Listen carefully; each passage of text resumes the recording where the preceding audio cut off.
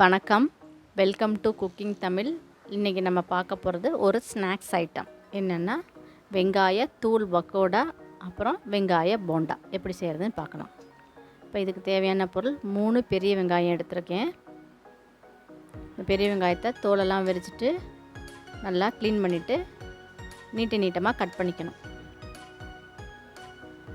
அதை கொஞ்சம் ரொம்ப திக்காக கட் பண்ணிட்டு கூட கொஞ்சம் மெலிசாவே கட் பண்ணிக்கோங்க. அப்போ தான் எண்ணெயில் போட்டோன்னா நல்லா பொரிஞ்சு வந்துடும்.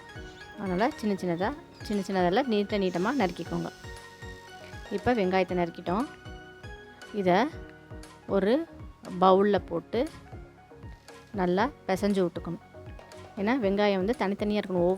ஒவ்வொரு வெங்காயமும் தனித்தனியாக இருக்கணும். இப்படி சேர்ந்துருக்க மாதிரி இருக்கல, இப்போ அது தனித்தனியாக நம்ம உடச்சி விட்டுக்கணும்.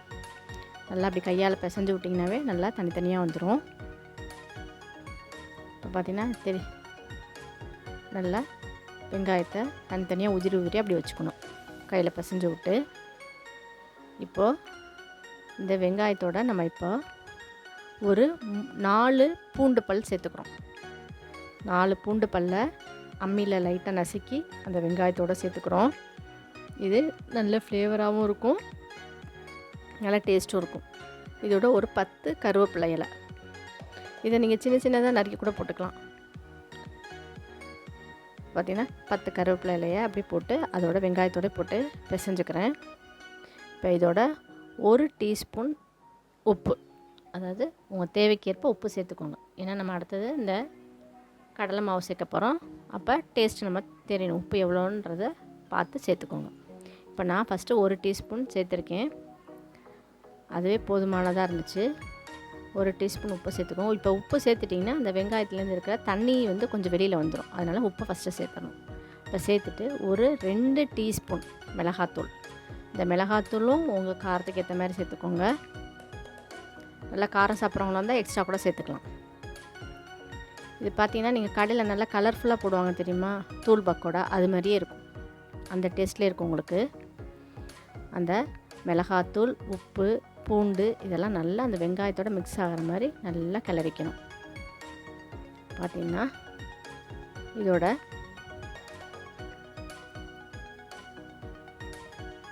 நம்ம கொஞ்சோண்டு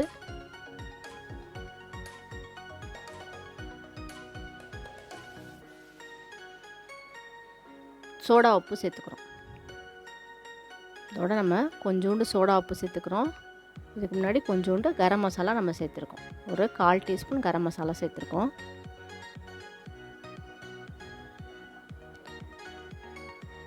ஃபஸ்ட்டு வெங்காயத்தை நறுக்கி வெங்காயத்தை பவுலில் போட்டுட்டு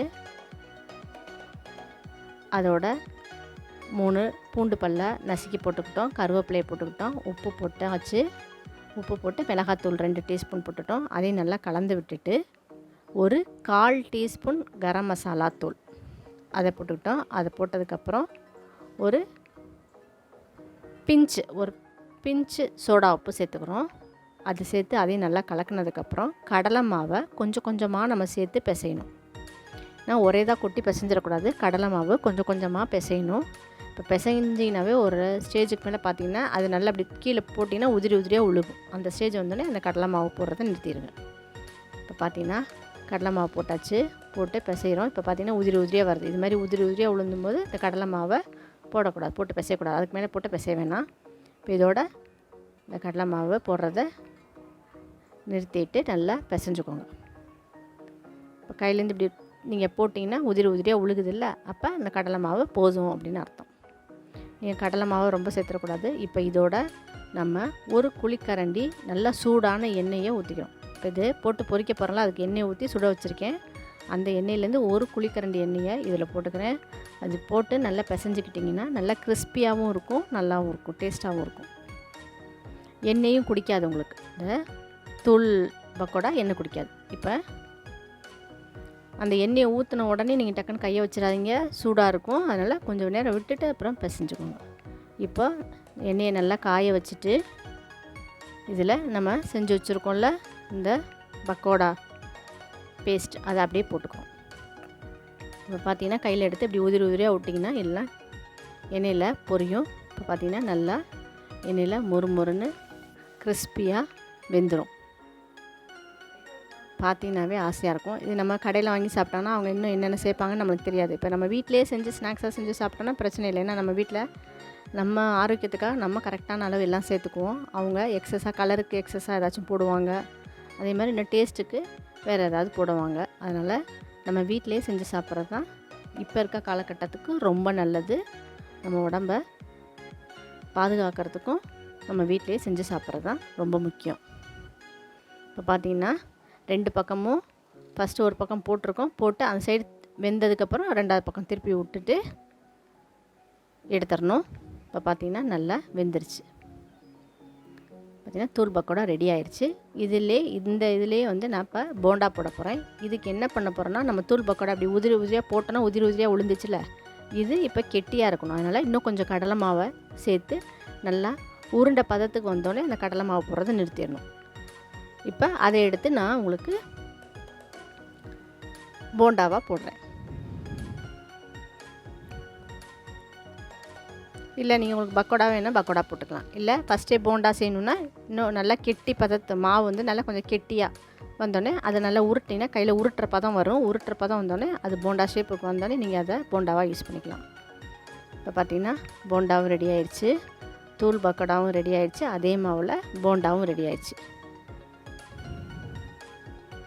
இந்த போண்டாவும் நல்லாயிருக்கும். இப்போ இதோட நீங்கள் வெஜிடபிள்ஸ் கூட சேர்த்துக்கலாம். என்ன வெஜிடபிள்ஸ் சேர்த்துக்கலாம்னா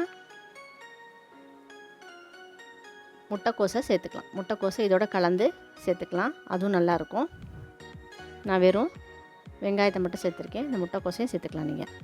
இப்போ பார்த்தீங்கன்னா வெங்காய தூள் பக்கோடா, வெங்காய போண்டா ரெடி ஆயிடுச்சு. பார்க்கவே ஆசையாக இருக்கும் சாப்பிட்ணுன்னு. இது ரொம்ப டேஸ்ட்டாக இருக்கும், ரொம்ப சுவையாக இருக்கும்.